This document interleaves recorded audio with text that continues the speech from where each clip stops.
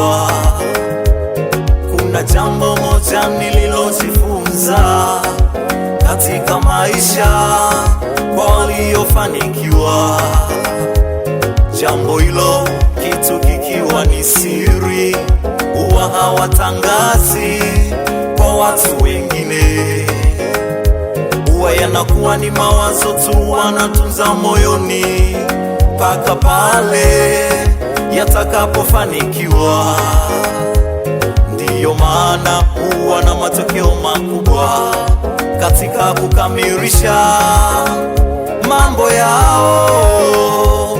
Na kusi ndugu yangu naetaka kufika mbali, embu tunza hizo siri, baki na Mungu wako, usiropoke ropoke.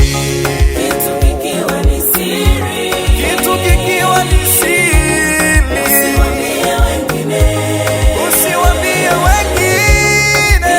Kitu kikiwa ni siri, Kitu kikiwa ni siri yako, usitangaze kwa watu. usitangaze kwa watu mama. Kitu kikiwa ni siri, Kitu kikiwa ni siri wewe, usiwaambie wengine. usiwaambie ndugu zako, Kikiwa ni marafiki zako, umweleze Yesu wako usitangaze kwa watu. wewe. Kitu kikiwa ni siri baba, Kikiwa ni siri, siri yako usiwaambie wengine. wanadamu hawana mema na maisha yako. Kikiwa ni siri, Usiwaambie chochote, tunza moyoni mwako wewe, usitangaze kwa watu. usitangaze kwa watu ndugu, au mwambie Yesu, au mwambie Mungu Usiwaambie atakusaidia. We ndugu yangu, wewe weka moyoni mwako, usitangaze kwa watu. moyoni mwako, moyoni mwako wewe.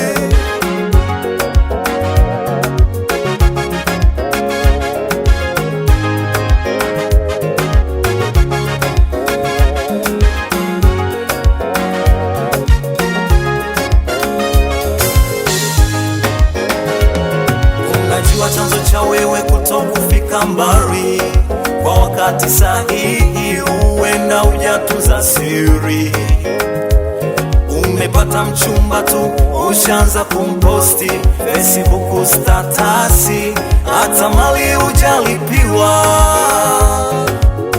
Umeplani kufanya biashara fulani, lakini majirani zako wamejua wewe. Ndiyo maana wanakuzunguka marafiki zako wewe